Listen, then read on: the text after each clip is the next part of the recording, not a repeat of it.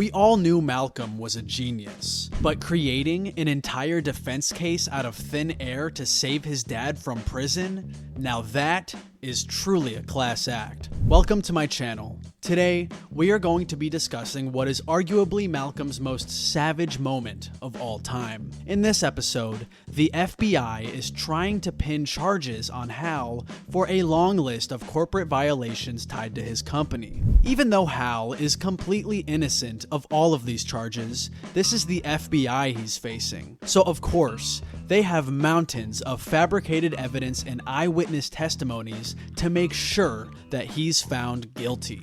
And if that wasn't bad enough, Hal does not have much help over in his corner. Lois had a mental breakdown after Reese ran away to join the army. And as for Hal's lawyer, he proves to be so incompetent that he's falling asleep on the job. With everything stacked against him, only a genius could rescue Hal out of this sticky situation. That genius being Malcolm, of course. But before we get to that, we need a little bit of context because during this time of the Malcolm in the Middle franchise, the entire family's lives were flipped upside down. One morning, Hal gets into his car to go to work, only to find two federal agents already waiting for him in his car. They tell him that they're investigating a long list of corporate violations tied to his company. Essentially, the FBI wants Hal to make up a story and lie so they can continue with their investigation and put someone innocent behind bars. The FBI agents even go as far as threatening Hal with, quote, the full fury of the United States government. Later that night, Hal tells Lois everything, and she quickly sees through it. The agents aren't interested in the truth, they just want someone to take the fall, and they're hoping that Hal will help them make a case. Hal agrees and tells the agents that he's not gonna go along with their little scheme. The next morning, things go south. The FBI agents show up at their house again, but this time, they are no longer asking Hal to make up lies for their investigation. Instead, they are now using Hal as their scapegoat. As they are escorting him away from his house, they tell him about all the crimes that he supposedly committed, like altering documents and having offshore bank accounts, which, if you know Hal, you know that this guy is definitely not capable of any of that. Later that night, we see Lois on the phone with Hal, telling him that she will do everything she can to get him out. At the same time, the cops are busy taking almost everything that he owns into possession, even going as far as to take away Piyama's birth control pills, and later even the refrigerator. Later, we meet this man who is set up to be Hal's defense lawyer. He seems normal at first, but later he will prove to be impressively incompetent. Also, Hal is back in his house and he can continue living there until his hearing. With an ankle monitor, that is. Hal receives a call from a mysterious man who claims that he has some information that can help Hal get out of this. He claims that he knows that Hal is innocent and he has proof. The man then tells him that they need to meet face to face. Of course, this will prove to be a challenge for Hal since he's on house arrest and must be within 50 feet of his house at all times. Luckily, Malcolm helps by tweaking the ankle monitor so that Hal can go anywhere. Hal then leaves to go meet with this guy, but he has to be back before 4 so Lois doesn't find out. Lois then returns from work early. This is because it turns out that she got fired from her job for giving someone $2,000 in change instead of $20, probably as a result of everything else that's happening. This is the moment where Lois completely mentally checks out. She lost her job, Hal is gone, her son ran away, the FBI is taking away all of their stuff. Oh, and look, now the power's out thanks to baby Jamie. To cope with all of this, Lois has a complete mental breakdown and is no longer able to tell reality apart. She completely loses her sense of reasoning and starts making little pigs out of jugs. I am not even kidding. This is truly shocking to see since, normally, we know Lois for being a brash, unapologetic force to be reckoned with. But here, her mental state completely deteriorates, leaving her as calm and carefree as a Hindu cow. Meanwhile, Hal goes to the library in an attempt to meet up with the mysterious man from earlier. When Hal meets with the man, he claims that he knows everyone in on this and that he was paid millions of dollars to falsely accuse Hal of all of these crimes and put him in jail. However, This man also recently found out that he has cancer and he only has a few months to live. The man does not want to die with a guilty conscience, so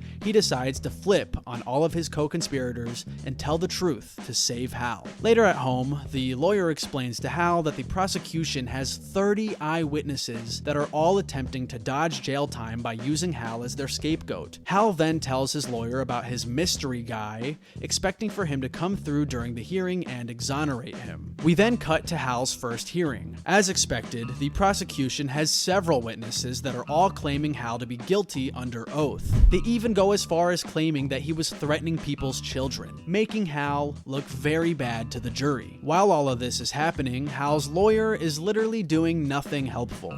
His plan is to wait it out, claiming that there is such thing as too much evidence and that the jury might just get bored. The mystery man then enters the court. Of course, this is where we expect Hal to be exonerated of all charges. However, the man ended up finding out that he is not dying from cancer and his doctor was actually looking at the wrong x-ray. Since this man no longer thinks that he's going to die, he turns on Hal, adding yet another eyewitness testimony to Hal's prosecution. Later, Malcolm is going through all of the documents, trying to see if he can prove that any of the witnesses were lying. We then cut to Hal's second hearing the next day. The prosecution has laid out a board showcasing all of the crimes that Hal has supposedly committed. They have dates, photos, testimonies, and everything else they need to put Hal behind bars. And what does Hal have in his defense? Well, he has nothing. Even his lawyer has completely checked out at this point, literally falling asleep during the hearing. I'm awake. I'm trying to get you grounds for an appeal. Yeah, alright, if you say so. At this point, everything seems hopeless. Hal has zero evidence to exonerate himself and his case is looking grim. It sure looks like he's going to be spending several years behind bars. Lois is still no help as her mental state has completely deteriorated into that of an innocent child, as a method of coping with her entire life burning down around her. Hal is completely broken at this point. He is about to lose everything he loves, all because he wasn't willing to lie. As a final act of closure, Hal begins to list all of his regrets about his job to Malcolm. He never read a memo, he was always late, he blew off Fridays, and questions why they never fired him in the first place. We then cut to D-Day. The way everything is set up, it looks like Hal is going to be spending his life behind bars as we see the final hearing. Hal is on the podium. Everyone assumes that he's basically a convict now. As Hal prepares his defense, the prosecution isn't even able to take him seriously. The lawyer then points to the board of evidence that supposedly documents all of Hal's crimes and schemes with dates to back them up. He then asks Hal if he has any way of refuting the claims against him. Hal claims his memory isn't advanced enough to recall what he was doing on these random dates, which is reasonable. If you asked someone what they were doing on a random day 3 years ago, most people would not remember at all. However, there is one person in the courtroom who could.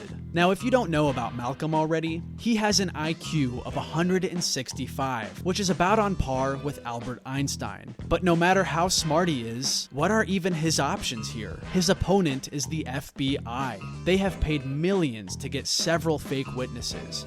They have mountains of fake evidence piled up against him. However, among all of this, Malcolm has found a crack. Malcolm managed to do the impossible. He found one tiny detail about the prosecution's case and managed to tear it apart. So how did he do it? How did Malcolm find a defense in this seemingly impossible situation? Well, Malcolm is so smart that you could give him any random date from the past and he would be able to tell you exactly what day of the week it was. This is called calendar calculation, and it's a real thing that very few people can do, Malcolm being one of them. With this special ability, he was able to determine that every day on the prosecution's evidence board was a Friday, every single one of them.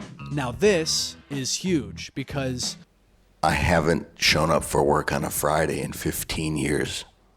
Crazy, right? But Hal isn't quite out of the woods yet. He has to prove to the judge and the jury that what he's saying is true. Remember, the prosecution has evidence and witnesses, so in order for Hal to be cleared, he will need an alibi for each and every one of the dates listed on the evidence board. But luckily, Hal was able to do just that. You see, every Friday that he blew off from work, he didn't just stay home and watch TV. Hal is not that type of character. Hal then pulls out a small cardboard box. It may look small and insignificant, but this tiny little box is about to bring down the mountain of false evidence against him and turn the prosecution's case into dust. The prosecutors claim that on August 9th, Hal was seen handing the board of directors a set of cookbooks. Hal is able to prove that this is the day that he went to a theme park. The prosecution claims that he was hiding money offshore on December 6th. Well, Hal was able to prove that that was actually the day that he went to go see the Nutcracker at a community college. Hal was able to prove an alibi for each and every one of these crimes, flat out proving his innocence once and for all. Only a genius like him could have found a tiny discrepancy like this